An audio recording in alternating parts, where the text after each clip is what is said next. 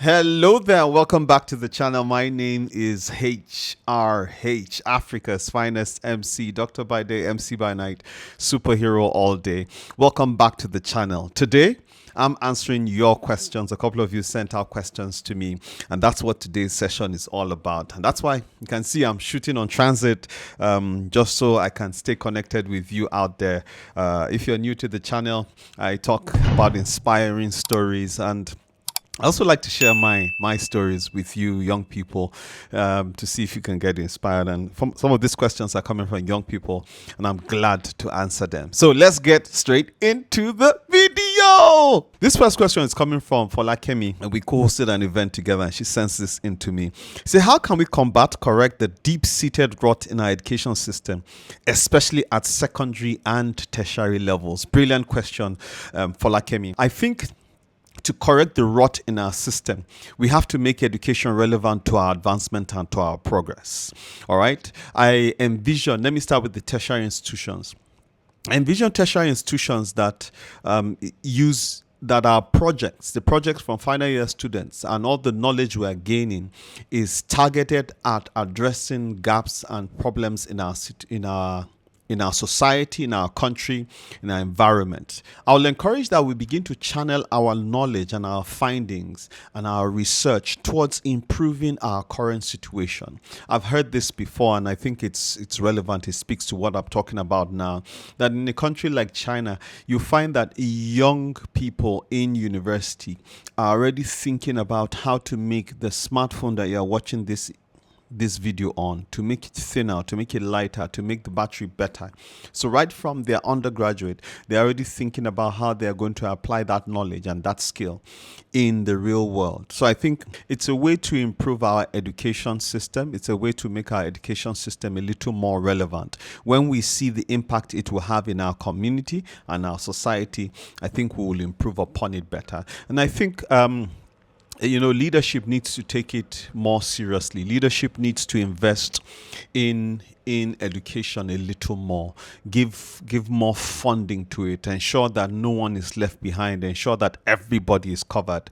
I'd say everybody, ensure that no one is left behind, because even special people in our communities, I'm talking about the neurodivergent individuals, those who suffer ADHD, autism, name them, all those learning disabilities or disorders. We should leave no man behind. So that's a way to improve our education system and to see how it continues to be relevant for us and for our progress. Another question I have here is literacy dead? If yes, how can we influence the next generation to actually read? Wow. That's an interesting question there for Lakemi. I will draw from my personal experience about reading. One of the things I discovered in med school was know thyself. We found out that there are different learning styles and different learning techniques. There are different techniques in studying that help you to retain information and retain knowledge. And I found myself in medical school, I came to understand how I learn. And that's one of the reasons why I make videos, because I discovered I learned a lot from conversations. When I was having a platonic conversation with my peers, it was easier for me to connect with the information that we're sharing, and I'd remember it for such a long time, having conversations. I wasn't like those guys who would come for tutorial sessions and they have jacked. They'll come and be downloading the different versions of that textbook. That textbook has up to the 5th edition. They'll be giving you, versions from each of the editions. I'm just kidding. But, guys who go and jack and who can read and come and pour it out. For me, I would go and sponge it all up from them. Having conversations with them was what helped me understand how I learn. We need to craft our education in a way that we can target everybody and all their learning techniques and skills. And understanding how you learn would direct you on how you should read. So literacy is not dead. There's, in fact, the next question I'm going to answer it would tell you why literacy is not dead. Because I've looked at man and seen that man has been progressing since the creation of man. we have progressed over time, and this is because there's knowledge abounds. We're reading, we're learning.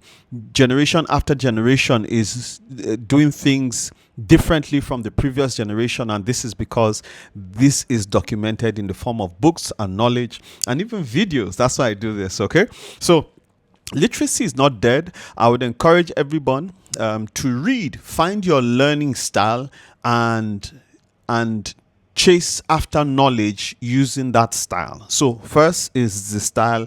Number two is to understand that our progress, even as human beings, from childhood up onto adulthood, it's a progressive journey.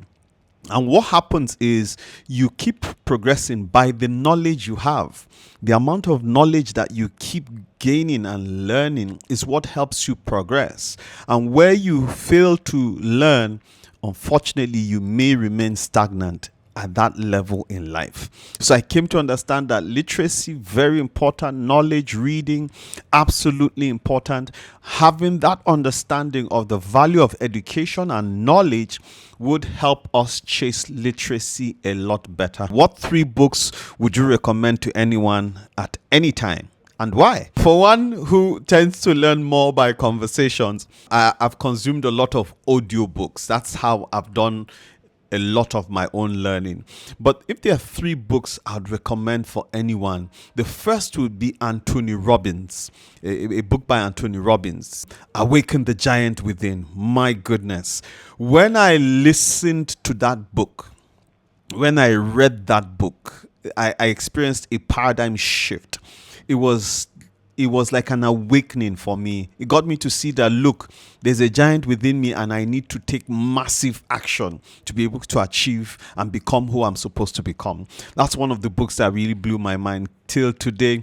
Whenever I have a chance, honestly, Anthony Robbins, Awaken the Giant Within. The second book I would recommend would be books by Stephen R. Covey. I just discovered after Anthony Robbins that I tend to love self-help books. You understand? So Stephen Covey, The 7 Habits of Highly Effective Leaders, my goodness.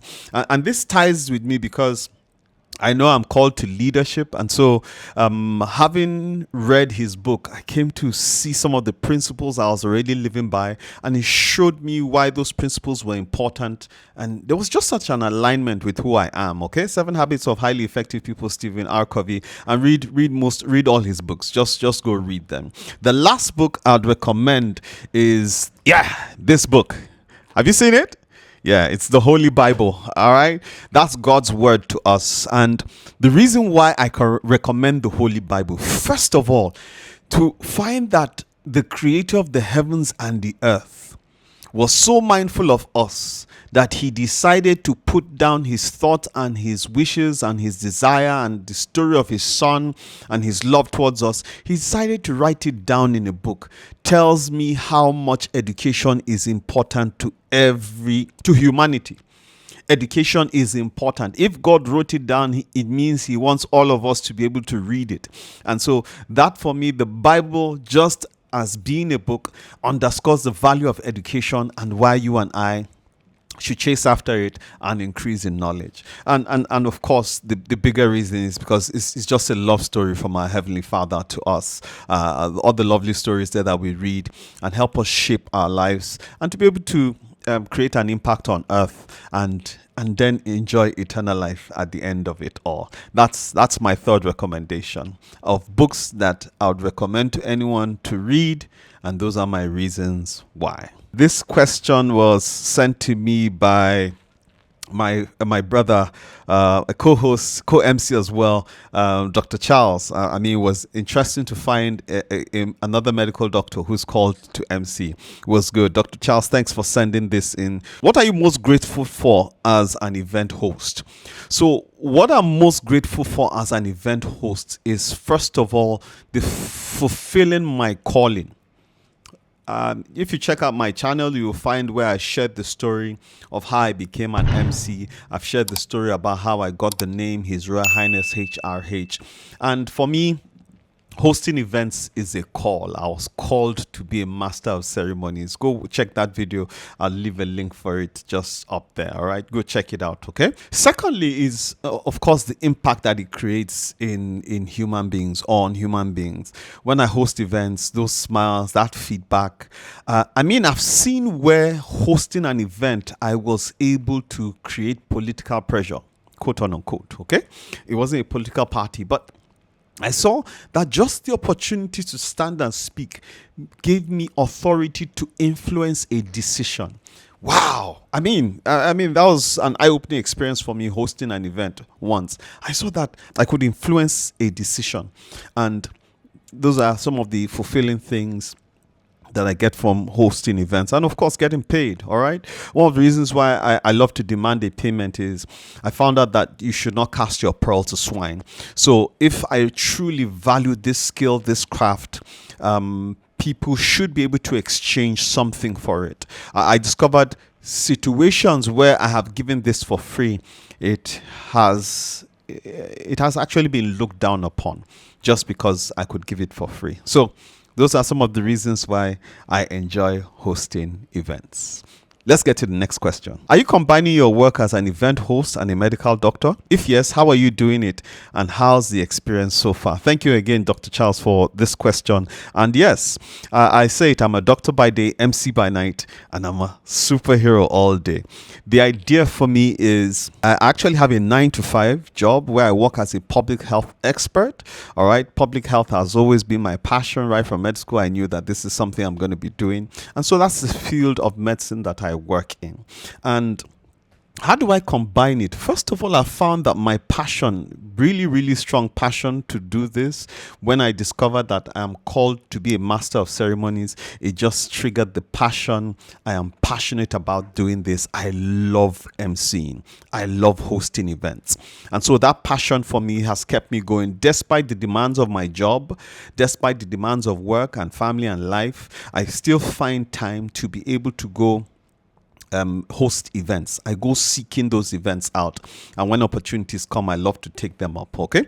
The second thing I would love to say about having a 9-to-5 and being an MC is I have not hidden my passion to MC events, even in my workplace. Where I work, I am known for what I do. I have actually been able to combine my work. I try to be excellent at what I do as a medical doctor, as a public health expert, and also try to be excellent at being an MC. And so I've tried not to be found wanting at the place of work because I'm having to MC. All right. And then I've also put it out there. I'm very confident to speak and let everyone know in the workplace about this capacity and this ability that I have. So much so that when I host even online meetings, I bring that craft to bear. I don't take any of those calls or meetings as for granted or for a joke. I bring my A game all the time. And that for me just serves like a rehearsal, like a preparation for the day I'm going to be governor, I'm going to be president or something, I'm going to be in Asoro, I'm going to be in the corridors of power. I'm prepping for that time. And so even in the workplace, I bring my skill, my craft, I bring this gifting to bear. I give them a piece of who I am. And that's how I've been able to combine the 9-to-5 and of course hosting events. And I've built relationships with my bosses, with my superiors. Very, very important. Built relationships with them over time, and I'm grateful for the opportunities they have given me. And thank you everyone who's reached out for me to host an event. I truly appreciate it. So the question here is, it's from a young man, Emmanuel Male, saying, what would you advise a young person to start doing now, and what to stop doing to avoid regret later in life? It's a loaded question. So the first thing I'll tell any young person about what you should do now in life is to understand that life is in phases. Just as time on earth is in a year, we have seasons. There are different seasons of life. There are different phases of life. That's how it is even for you as an individual. And You also have to understand that despite passing through a season or a phase, it doesn't mean you leave the learnings and the knowledge and the skills that you gain from that season, you leave it behind. No. I'll give you a classical example that we learned the ABC, we learned the alphabets. And today we're speaking sentences, and today I'm communicating to you in English. Doesn't mean and that I'm advanced, I've gone beyond that level, I have a second degree now. Doesn't mean I have left what I learned, the ABC I learned behind. No, it's actually a build on. All right. And some of the things young people think about when they're in school is that you think as you graduate, that's the end of learning. Sorry. All right. Okay. I hate to rain on your parade, but learning continues. There's no end to learning. So that's one of the things that young people should know and continue to do. You have to continue learning. The unfortunate reality for you at this point would be, as you're graduating from university, would be you would find that no one is going to chase you to read. No one's going to chase you to study. No one's going to set things for you and parameters and boundaries. As you become an adult, you would have to do all of those things by yourself. So you don't leave learning behind. Instead, you keep learning, but then the motivation has to come from you. The inspiration has to come from you. You have to keep learning, keep chasing knowledge, keep chasing information. So there's no end to learning, okay? All right? There's no end to learning. Don't think that because you're past school, that's the end of school. Nah, that's not true. All right, you continue learning. Of course, things that you should stop doing, things that will waste your time, I would say that there are quite a number of them. It's difficult for me to even categorize it to say things you should stop doing. But you can learn from older people and find out the things they have stopped doing and find out why they stopped doing those things. But some of the general things I would say you should stop doing. Of course, stop doing wrong. Don't break the law, don't become an alcoholic, don't do drugs, don't do all of those things, don't make a mistake that will bend your life, don't go get a girl pregnant, those kind of things. You must stop all of those things, okay? Those would be things that you should stop doing as a young person. One of the things I would also say you should not do is don't think small, think big, dream big. Don't think small, think big, dream big. Don't think small, think big, dream big. All right. So whatever it is that you want to do, aspire for greatness, aspire for great things.